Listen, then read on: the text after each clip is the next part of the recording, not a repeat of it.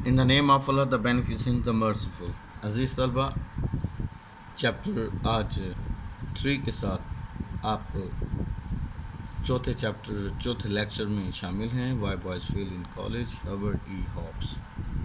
اس میں ہم کچھ ریویژن کریں گے۔ سابقہ لیکچرز میں ہم پڑھ چکے ہیں مصنف کیسے نروس ہیبٹس میں مبتلا طلبہ کی ناکامی کی وجہ بتاتا ہے اور ان کو کیا سجیسٹ کرتا ہے۔ پھر اسی طرح سے مسٹیکن ایمبیشن ایک بہت بڑا ناکامی میں ایک ہرڈل ہے جو والدین کی طرف سے امپوز کیا جاتا ہے، مسلط کیا جاتا ہے۔ اس کے بعد پھر ہم نے کل یہ بھی پڑھا اوور کانفیڈنس ہمیں کیسے کیسے طلبہ میں اور جو ہے یہ ان کو ناکامی کی طرف لے جاتا ہے، اور it is treasury to see all his ability waste. مصنف کی اپنی خود ہمدردی ان کے ساتھ ہے۔ اس کے بعد پھر ہم دیکھتے ہیں کہ کویشچن آف ہیلتھ، کیسے وہ بچے مختلف بیماریوں کا شکار رہتے ہیں اور وہ کوئی اچھی پرفارمنس نہیں کرتے۔ Students should undergo a Tharu, یہ اس کی سجیسچنز جو ہیں 2-3 سجیسچنز ہیں۔ ایک تو یہ کہتے ہیں the college teacher and the doctor can avoid Emmons failure, وہ ایک دوسرے سے کوآپریٹ کریں، اور یقیناً بچے کی کو جب ہنٹ کیا جاتا ہے تو پھر اس سے بچے کو ڈاکٹر جب فزیکلی اور مینٹلی جب ایگزامن کر لیتا ہے تو کافی حد تک یہ کنٹرول ہو جاتا ہے۔ اس کے بعد he should undergo a thorough physical examination, یہ چیز بھی ہے۔ اب ہم آگے دیکھتے ہیں کہ فائنینشیل پریشر۔ جی یہ آج ہمارے لیے ایک ٹاپک ہے فائنینشیل پریشر۔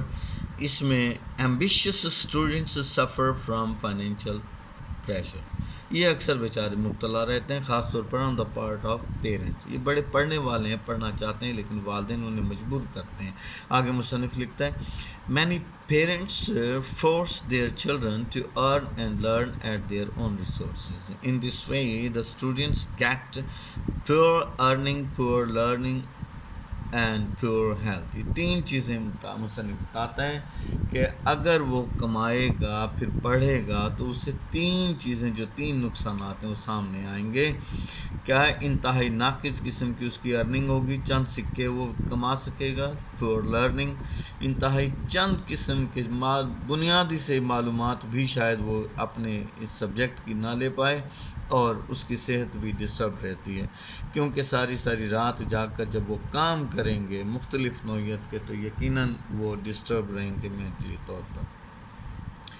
پھر مصنف یہ بھی کہتا ہے even some boys earn to share with the family, کچھ بچے یوں بھی کماتے ہیں کہ وہ نہ صرف اپنی پڑھائی کا خرچ نکالیں بلکہ اپنے خاندان کے خرچ ان میں شیئر کرنا چاہتے ہیں۔ تو یہاں اب مصنف ہمیں سجیسٹ کیا کرتا ہے، کیا کہتا ہے کہ parents are responsible to support their children financially, ماں باپ ذمہ دار ہیں، اور یہ ہمارے دین میں بھی یہی بات بتائی گئی ہے کہ والدین پر لازم ہے کہ اپنے بچوں کی تعلیم و تربیت پر خاص توجہ دیں۔ اس کے بعد کیا ہے to prevent them from blood transfusion, کچھ بچے اپنی کالج ایکسپینسز پورے کرنے کے لیے خون بیچتے ہیں، اور اس طرح کے بہت ساری چیزیں وہ اپنے پارٹس آف باڈی بھی حتیٰ کہ جو ہے وہ بہت سارے بچے بیچ دیتے ہیں۔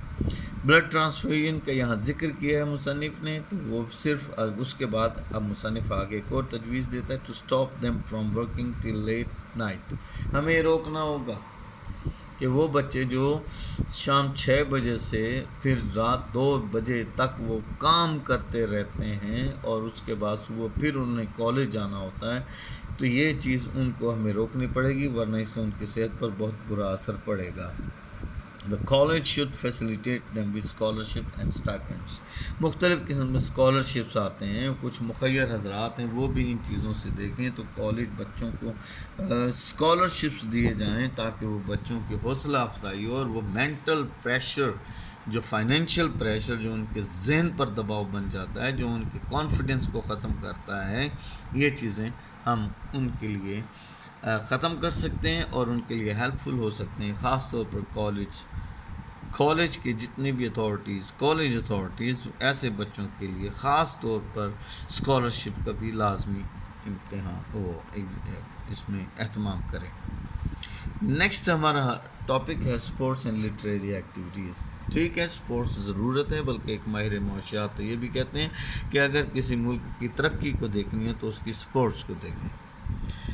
لیکن یہاں جو مصنف کہنا چاہتا ہے some able students consume a lot of their time, اچھا خاصا وقت وہ اپنا سپورٹس ایکٹیویٹیز میں، کھیل کود میں، جو پڑھائی کا وقت سپورٹس کے لیے آپ 1 گھنٹے 2 گھنٹے نکالیں، باقی اپنی پڑھائی اور باقی دوسری زندگی کے معاملات ہیں جو ایک پریکٹیکل کنزمپشن آف لائف ہے، آف ٹائم ہے. تو وہ یہ ہے کہ آپ پڑھائی کے لیے، کھانے پینے کے لیے، اپنی عبادات کے لیے، اپنی دوسری سوشل ایکٹیویٹیز کے لیے، اور اس کے بعد پھر اپنی سپورٹس کے لیے بھی آپ ٹائم نکالیں. لیکن جسٹ کچھ حد تک مصنف یہاں بتاتا ہے کہ کچھ ایسے بچے ذہین ہوتے ہیں، کوشش تو کرتے ہیں وہ پڑھ لیں لیکن مکمل نہیں پڑھتے. زیادہ تر وہ اپنا a lot of their time sports اور لٹریری ایکٹیویٹیز میں وہ جاتے رہتے ہیں. The college doesn't suffer much but the able students. اور مصنف یہاں خود کہتا ہے کہ اس کے تجربے میں ایک بات ہے کہ اس سے کالج کو کوئی فرق نہیں پڑتا. یہ بچہ خود وہ ایسی ناکامی کا شکار ہو جاتا ہے، بچے کا مستقبل داؤ پر لگ جاتا ہے. تو کیا کریں؟ سپورٹس میں جائیں لیکن کچھ حد تک، زیادہ وہ ٹائم ویسٹ نہ کریں. مصنف اب اس کے برعکس وہ کیا کہتا ہے؟ مصنف جو ہے اس کے برعکس ہمیں تجاویز دیتا ہے. The writer suggests if a boy is too much interested in these side shows، اگر وہ کھیل کود میں، یہ لٹریری ایکٹیویٹیز میں جو ہے وہ اگر وہ جانا چاہتا ہے تو پھر کیا کرے؟ He should join it، وہ جائے and become professional، اور ایک پیشہ ور بن کر آئے. ورنہ یہ نہ ہو کہ وہ شرمندگی اٹھانی پڑے. اسے پیشہ ور بن کر آنا چاہیے تاکہ وہ کچھ کما سکے اور اپنے خاندان کی صحیح معنی میں وہ ہیلپ کر سکے. اس کے بعد پھر ہے لاسٹ میں مصنف ہمیں بتاتا ہے اس لیسن میں لیزی بلفر. یہ کون سے بلف کے عام معنی ہے؟ چیٹ کرنا، دھوکہ دینا.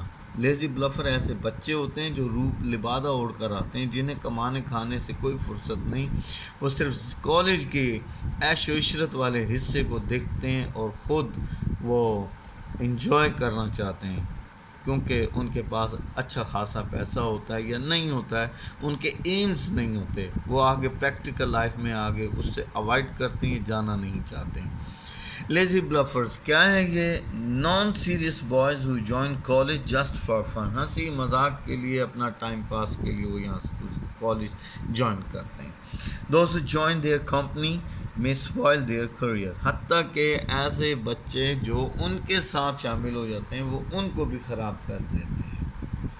یہ بہت حد تک نقصان دہ بات ہے. یہ لیزی بلفرز ہیں، دیکھیں گیم وغیرہ انہیں اپنی پڑھائی سے قطعاً کوئی دلچسپی نہیں ہوتی، بس اپنا ٹائم ویسٹ کرتے ہیں کھانے پینے میں، کیفیٹیریاز میں اور ادھر ادھر بس. Such students should be drifted off the college. مصنف فوراً کہتا ہے کہ ایسے اسٹوڈنٹس کو فوراً کالج سے نکال دیا جائے. دے شوڈ بی، بالکل ان کو نکال دیا جائے، اور they should be retired to the cold world to experience life. اور انہیں اس لیے نکالا جائے تاکہ یہ اس سرد مہر ظالم قسم کی دنیا کا سامنا کرنے کے لیے، تاکہ انہیں پتہ چلے کہ زندگی کیا ہے اور اصل حقیقت کیا ہے اور کمایا کیسے جاتا ہے اور پھر خرچ کیسے کیا جاتا ہے. پریکٹیکل ویو آف لائف کو دیکھنے کے لیے ان کو نکال دیا جائے. لاسٹ میں مصنف ذکر کرتا ہے the role of a college dean should be like a physician، ایک ڈاکٹر کی طرح who has the diagnostic ability، جو تشخیص کرنے کی صلاحیت رکھتا ہو. In this way he can save the students from failure. جیسے ایک ڈین ہے، ڈین اپنے اسٹوڈنٹ کا ڈیٹا، ان کی بیک گراؤنڈ، ہر چیز کو وہ پڑھے، اسٹڈی کرے، اور اس بچے کے اگر وہ غریب ہے تو اس کی ہیلپ کرے، بیمار ہے تو اس کے لیے کچھ ڈاکٹرز وغیرہ کی کنسلٹیشن لے. اس طرح سے ایک ڈین جو ہے بہت بہتر طریقے سے اپنے طالب علموں کی ناکامی کو روک سکتا ہے. یہاں ہمارا لیکچر ختم ہوتا ہے. کل ہم ان شارٹ کو یہاں پر ٹیکسٹ بک ریڈ کریں گے، اس کے سینونیمز، کچھ شارٹ کوشچن ہیں. کل انشاءاللہ اس کا ٹیسٹ ہوگا. اللہ حافظ.